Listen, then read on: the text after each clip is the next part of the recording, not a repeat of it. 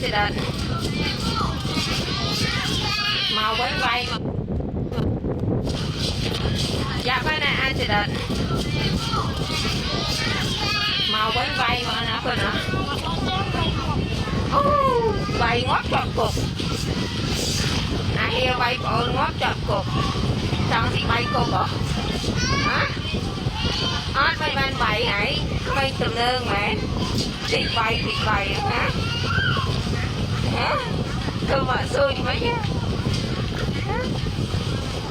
con pro ban khôi môi vậy cô trời mới vậy mới nói ai sát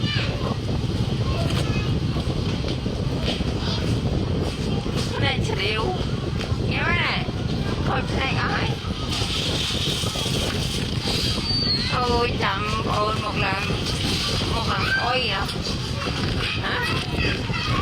hả ban ai in môi nó kẹt là hốt mà nó còn nó